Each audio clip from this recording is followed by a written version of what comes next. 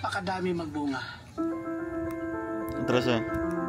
Sa Bukidnon, may batang 3 taong gulang lang pero bigat na ng isang sako ng bigas. Hindi naman daw sa may paborito si Mina, pero kung meron man daw pinakamatimbang sa kanyang mga anak, yan ay ang kanyang bunso na si Ashley. Si Ashley kasi, literal na bigat. Kahit 3 taong gulang pa lang, umabot na ng 30 kilos ang timbang. Mabigat pa sa kalahating sako ng bigas ang kanyang siksik na mga binti, kumpol-kumpol na mga braso at putok na pisngi. Pinanggigigilan. Lalo kay siya kusion tapos kumuton ba kay tungod sa yang kadako jud. Pero sa totoo lang daw, si Mina nag-aalala na para sa kanyang anak. Matulog si Ashley, musig hagok.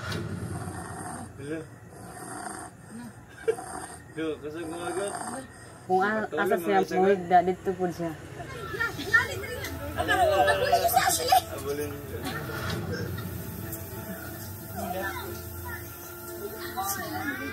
Gaano rin ba kalaki ang mga bata sa inyong pamilya? Baby fats lang ba ito o sintomas ng mas seryosong sakit?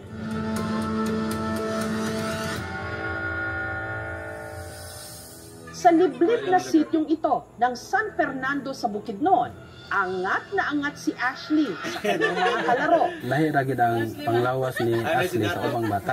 Gaya ng ibang mga bata, hilig din daw ni Ashley makipaghabulan. Pero hindi lang mga kalaro ang kanyang hinahabol, pati na ang kanyang hininga.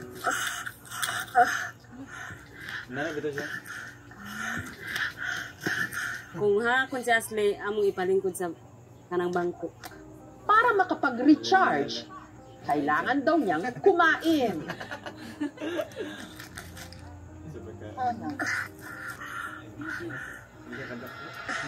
Ang paborito ni Ashley, fried chicken.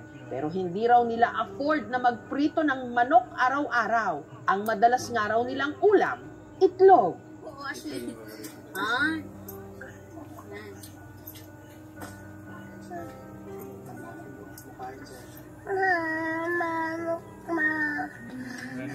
Nagilak siya ka, mga tagitlog. Pirmi rin daw na iinitan.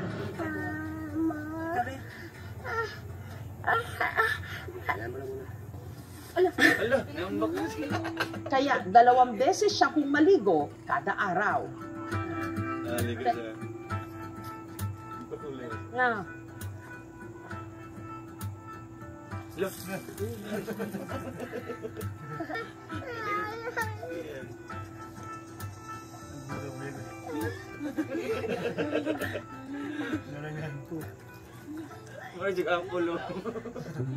At para komportable, ang isinusuot niya, mga damit ng kanyang nanay Mina. Para ramig sinina. Kato yung mga sinina sa unang daan, di na niya magamit. Gisi na. Morning porol o maunit ang iyang sinina.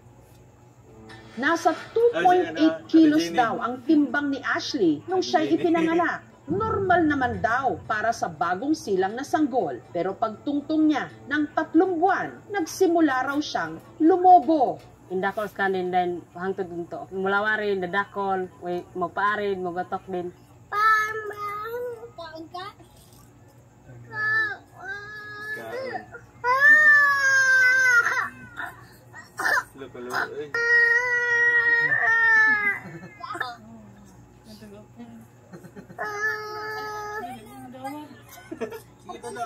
Nung siya'y nag5 buwan, ang kanyang cravings, hindi lang daw gatas, kundi magana ng kumain ng kamote at kamoteng kahoy.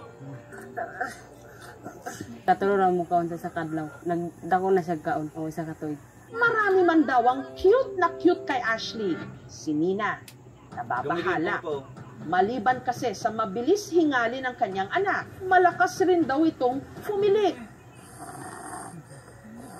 Ang pang 3rd day nila, ipatulog nila. Ati kung gyapon ako ang dulaan oh. Nabalaka ko kang Ashley nga nagdako. Wala man may kaliwat nga ingana. At hindi lang daw timbang ni Ashley ang pinoproblema nilang mag-asawa, pati ang panganay nilang si Marmar. Kung si Ashley raw kasi sobrang bigat para sa kanyang edad, si Marmar naman nangangayayat. 6 na taong gulang na ito, pero ang kanyang timbang 15 kilos lang. Luya sa pagkabuntag, dili sa mukaog kuan para mga sudan. Bukod sa kanyang patpating mga braso't binti, hindi rin normal ang laki ng tiyan ni Marmar. Hindi katulad ng nakababatang kapatid niyang si Ashley. Si Marmar, napakapihikan daw sa pagkain. Naiganan ni Marmar pagkaon pero di nang umatag sa iya kaya nagmisod ni. Ang amulang panginabuyan dire sanggi inadlaw na kada mong gusto na mong palit hindi na mo wala may kapalit. Gustuhin man daw ng mag-asawa na mapakonsulta ang kanilang mga anak. Hindi nila ito magawa. Ang kinikita kasi nilang 200 pesos sa pagtatanim ng mais. Kulang na kulang pa sa kanilang pang-araw-araw. Kung wala mong pasanggi, wala may ipalit og bugas. Nagmisod ni. Para matulungan ang magkapatid, isinangguni namin sila sa RHU o Rural Health Unit ng San Fernando. Itong Huwebes, binisita sila ng mga kawani ng RHU.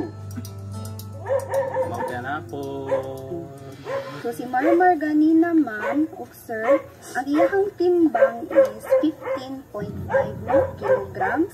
Ang iyahang katason 100.8 cm. So base sa iyahang katason ug sang kabug-aton normal ra. Pero dito ta nakulang sa iyahang katason. Si Ashley pud ma'am, ang iyahang timbang is 33.3 kilograms no. Ang iyahang katason 91.5 cm.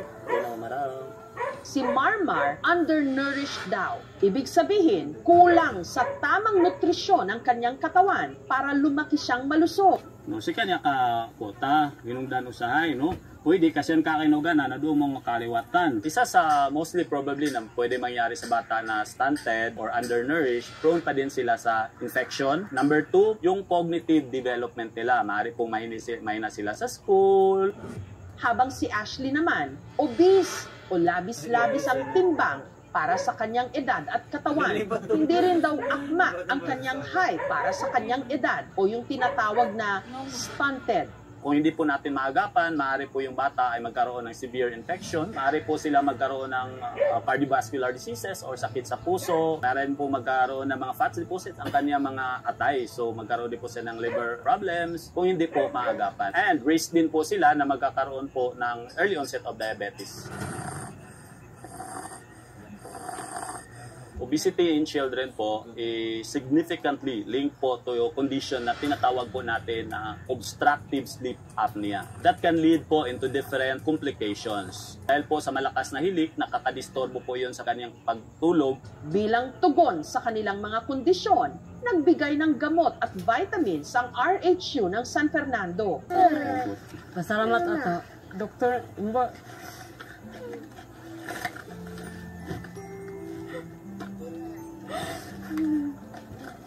Dagol jud man pasalamat ko doktor na tabang ta anak ko way so mo kuya. Ang lokal na pamahalaan naman ng San Fernando nagpaabot ng groceries pati ng mga damit para kina Marmar at Ashley. Nangako rin sila na magbibigay ng livelihood assistance sa mag-asawa.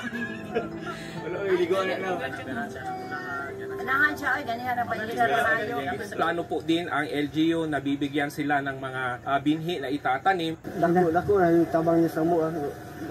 Tama na din sa among anak ko para mapailit-pailit ko niya. Pamilya.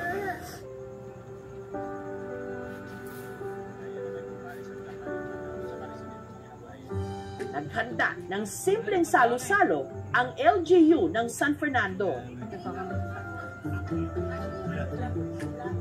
Nalipay jud mi kay dako nga naka kuan mi dire na kuan mi nakakaon mi ingani. Salamat po nga kausami sa among pamilya. Magkaiba man ang kanilang sitwasyon, isa lang ang kanilang problema. Ang kakulangan sa tamang pagkain at tamang nutrisyon sa isang bansang saganang-sagana sa likas yaman. Nakalulungkot isipin na maraming bata kung hindi gutom, kulang sa sapat na nutrisyon. Sana mabigyan ng kaukulang pansin ang problema ng malnutrition para hindi na ito mas bumigat o lumobo pa.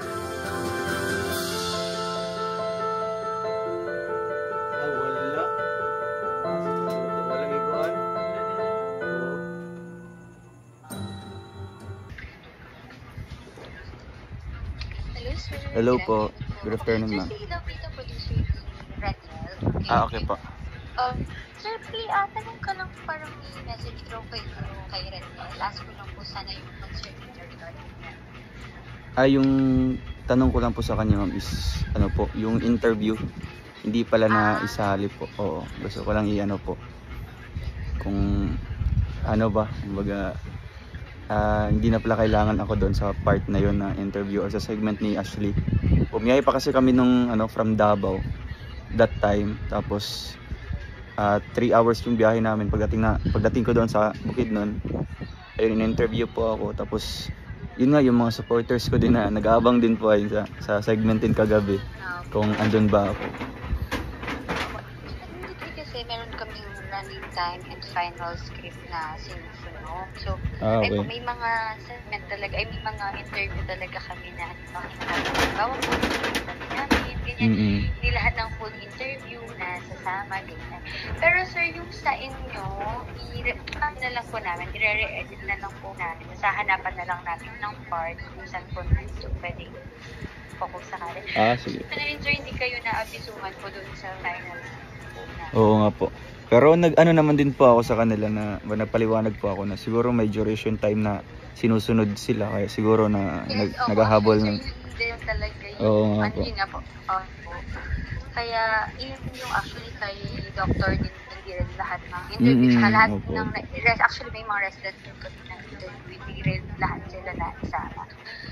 Though and sir, if ever, ang habol na kasi namin sa running time ng i-release namin ng oras. Pero this time, kapag social media upload naman po sir, wala naman na po kami video.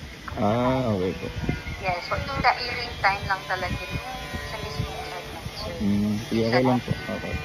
Pero sir, rest assured na hahanap ko kayo ng transcript ng pagsasalpakan nung sa segment. Tapos, i-re-edit na lang namin sir with your interview, with your interview sir. Yung short lang din po kasi yun. Hindi rin po lahat ng tinanong ko sa inyo masasama. Opo. Sige ma'am, okay lang po. Thank you po. Sir, okay lang po. Thank you po. Nung una is nakitan ako. First time ko makakita ng ganun kalaki. Nung nalaman ko yung edad niya, mukhang hindi angkop talaga or hindi sakto sa kanyang timbang. Kaya medyo nag-alalangan ako, medyo nangangamba sa kanyang kalusugan.